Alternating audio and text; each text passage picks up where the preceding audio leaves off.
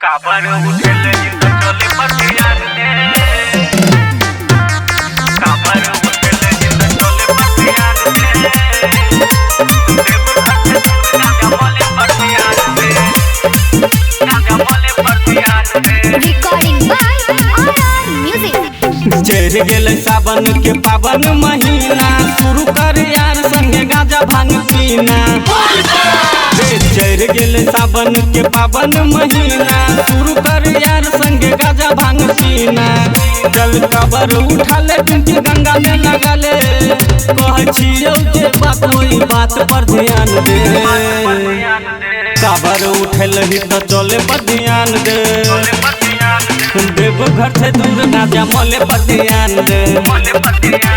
काबर उठल ही तो चले पर ध्यान दे, देव घर से दूर ना जा मोले पर ध्यान दे।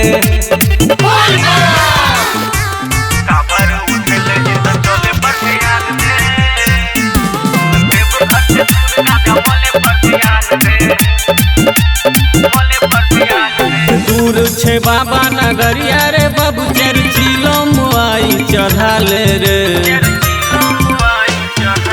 दुख दर्द सब दूर हो जेतौ, बाबा के बुद्धि अपना ले रे।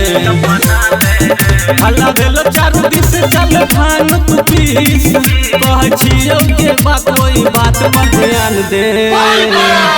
काबर उठल ही तो चले पर ध्यान दे, देव घर से दूर ना जा मोले पर ध्यान दे।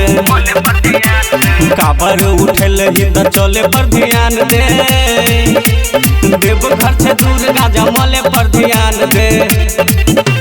काबर उठल जिंदा चले पतियान दे देव हाथ गाजा बोले पतियान दे बोले पतियान दे रिकॉर्डिंग बाय आर म्यूजिक। सबके सहारा छे त्रिशूल वाला, पद तो सबके व्यवस्था रे।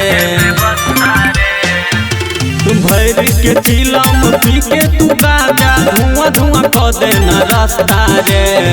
छोटू संगे राइडर जलल सावन के मजा, कह छियौ के बा कोई बात पर ध्यान दे।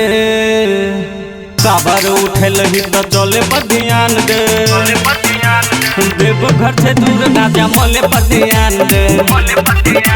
काबर उठल ही तो चले पर ध्यान दे, देव घर से दूर ना जा मोले पर ध्यान दे।